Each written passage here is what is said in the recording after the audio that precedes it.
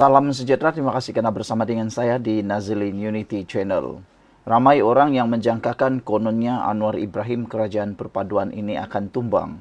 Namun demikian, apa yang berlaku sebaliknya? Rating Perdana Menteri ke-10 Anwar Ibrahim kini meningkat, kebencian pula menurun. Daripada pemerhatian kita sebagai pengulas politik yang bebas, kita dapati apa yang sedang dilaporkan ini ada kebenarannya.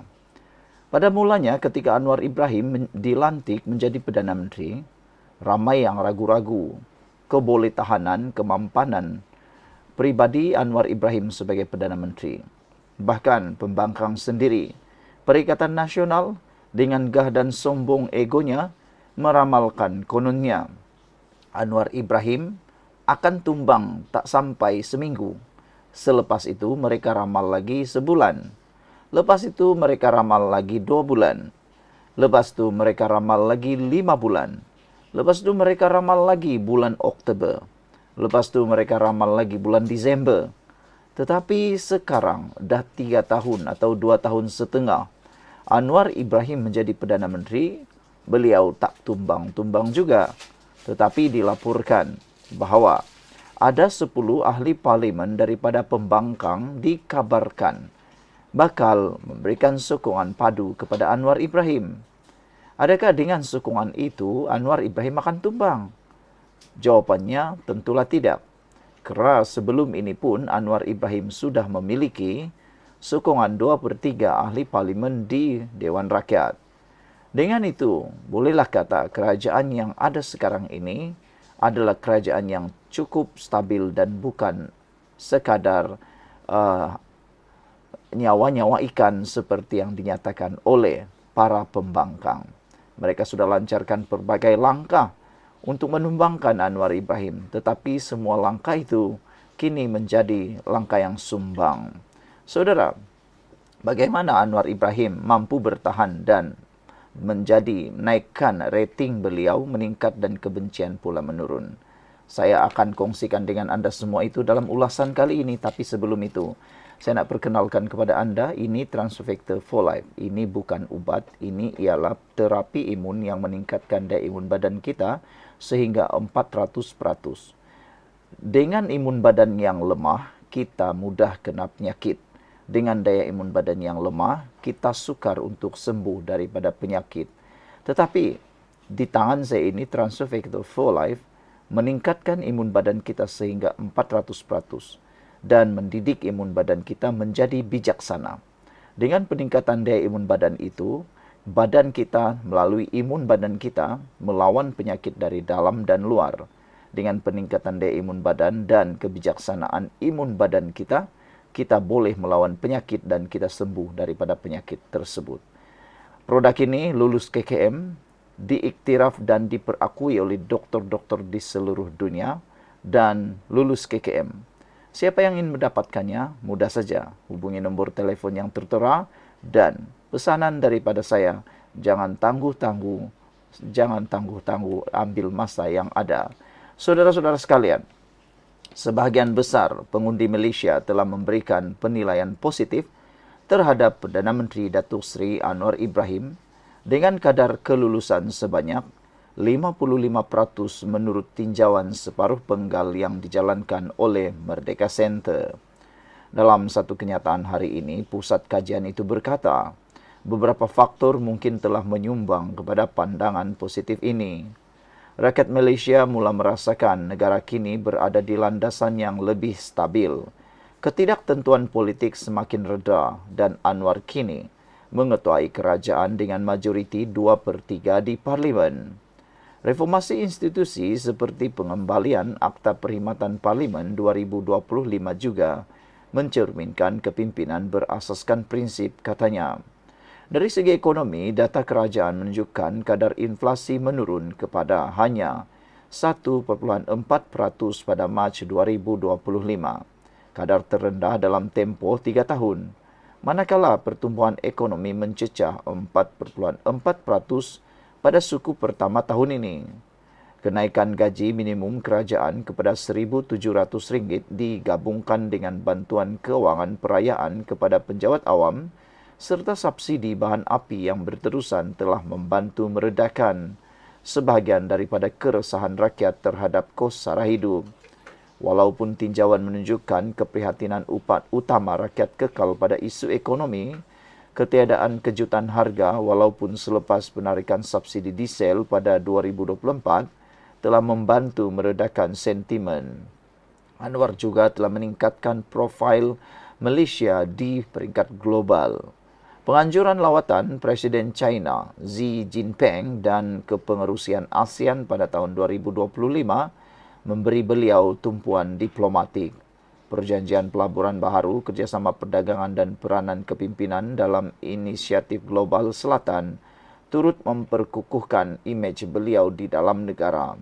Namun, isu asas seperti kos harian dan pekerjaan bukan dasar luar atau ucapan yang paling memberi kesan kepada rakyat Malaysia. Dengan kos harian yang mula reda dan pekerjaan yang lebih terjamin, lebih ramai pengundi memberikan kepercayaan kepada Perdana Menteri dan kerajaan. Tahap ketidakpuasan hati terhadap kerajaan persekutuan kini berada pada 48% berbanding 58% setahun lalu. Jurang kecil antara penilaian positif dan negatif ini banyak dipengaruhi oleh kebimbangan berterusan terhadap tekanan kos sara hidup serta kebimbangan mengenai pemotongan subsidi yang dijangka akan berlaku tidak lama lagi menurut Merdeka Center. Menurutnya, 50% pengundi berpendapat negara sedang menuju ke arah yang salah berbanding 61% tahun lalu. Manakala jumlah pengundi yang berpendapat negara menuju ke arah yang betul meningkat kepada 43% berbanding hanya 29% pada Jun 2024.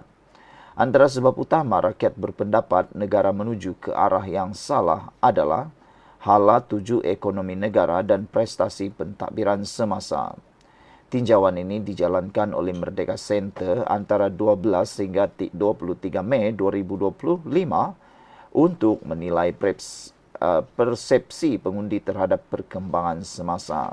Seramai 1,208 pengundi berdaftar di Temu Bual melalui talian telefon dan telefon bimbit terdiri daripada 52% Melayu, 29% China, 7% India, 6% Bumi Putra Muslim dan 6% lagi Bumi Putra bukan Muslim dari Sabah dan Sarawak mencerminkan profil pengundi nasional.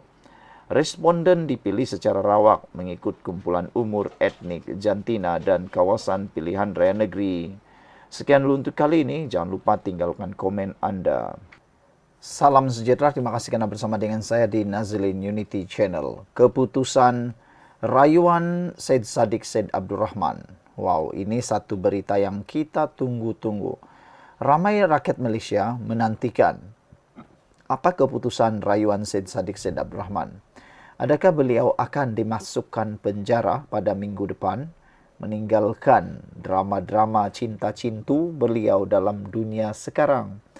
Ada yang menganggap Syed Saddiq Syed Abdul Rahman akan melalui saat-saat yang paling getir, paling susah dan mungkin akan meranap segala kebahagiaan beliau.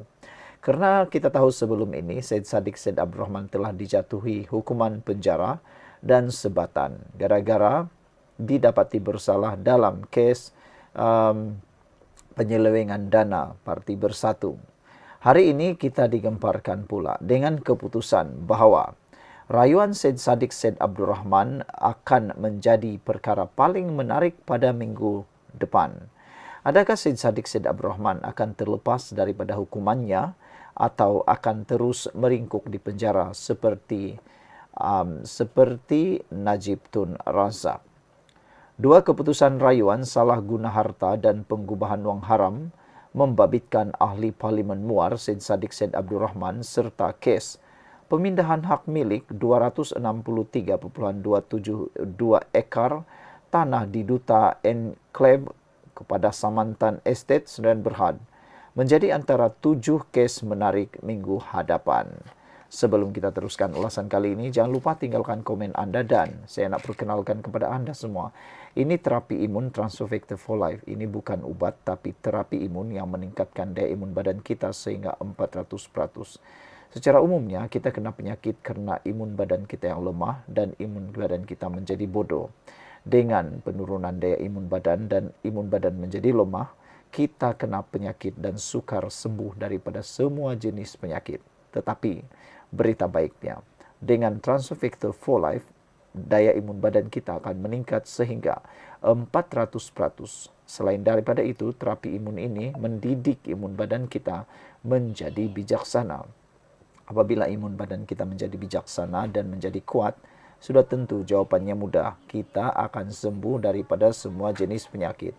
Oleh sebab itu, Transovector for Life ini bukan ubat, tetapi terapi imun yang memberikan kita kekuatan imun badan, kebijaksanaan imun badan. Siapa yang berminat boleh hubungi nombor telefon yang tertera. Baiklah saudara-saudara sekalian, selain daripada 2 keputusan rayuan yang bakal diumumkan pada minggu hadapan itu, ia juga termasuk kes berprofil tinggi, yaitu membabitkan Datin Sri Rosmah Mansur, bekas naib Presiden Parti Keadilan Rakyat Datuk Zairalida Kamarudin, pertikaian tanah UMNO dan bekas Peguam Negara Tan Sri Tommy Thomas, serta 2 kes selebriti Datin Vivi Yusuf dan Along Cham. Bagi kes Syed Saddiq Syed Abdul Rahman, bekas Menteri Belia dan Sukan itu merayu supaya Mahkamah Rayuan di sini menepikan sabitan bersalah yang dibuat Mahkamah Tinggi Kuala Lumpur pada 9 November 2024 yang menjatuhi hukuman penjara 7 tahun, 2 sebatan dan denda 10 juta ringgit yang membabitkan 4 kes bersubahat pecah amanah dan salah guna harta dan amla berkaitan dengan dana armada. Berdasarkan sistem kehakiman, keputusan akan dibuat. Panel 3 hakim diketuai Datuk Ahmad Zaidi Ibrahim yang bersidang bersama Datuk Azman Abdullah dan Datuk Nordin Badarudin pada Rabu ini. Ini merupakan peringkat kedua kes berkenan yang mana sekiranya mahkamah mengekalkan sabitan dan hukuman, anak kelahiran Johor Bahru itu yang berusia 3 tahun itu masih boleh membuat rayuan terakhir di Mahkamah Persekutuan. Bagaimanapun jika keputusan majoriti mendapati Syed Saddiq Syed Abdul Rahman tidak bersalah, maka dia akan dibebaskan serta-merta sementara pihak pendakwaan boleh merayu keputusan terbabit. Serentak pada hari sama, Mahkamah sama dijadualkan untuk mendengar rayuan Rosmah untuk menggugurkan Hakim Datuk Muhammad Zaini Mazlan daripada 3 kes rasuah membabitkan berkaitan projek solar hibrid bernilai 1.25 bilion untuk 369 sekolah luar bandar di Sarawak. Beliau kini Hakim Mahkamah Rayuan telah mensabitkan Rosmah Mansur 74 tahun bersalah bagi kes tersebut di Mahkamah Tinggi Kuala Lumpur pada 1 September tahun 2022 lalu. Susulan itu, isteri bekas Perdana Menteri terbabit dihukum penjara 10 tahun dan denda sebanyak 970 juta ringgit.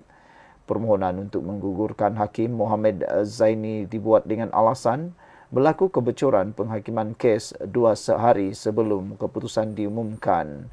Saudara-saudara sekalian, yang paling menjadi debaran kita ialah adakah Syed Saddiq Syed Abdul Rahman akan dibebaskan serta-merta atau terus ke penjara, ataupun rayuan kes Rosmah Mansur yang melibatkan penjara 10 tahun dan denda yang tak pernah kita dengar banyaknya macam ini, 970 juta, menghampiri 1 bilion bakal dikekalkan.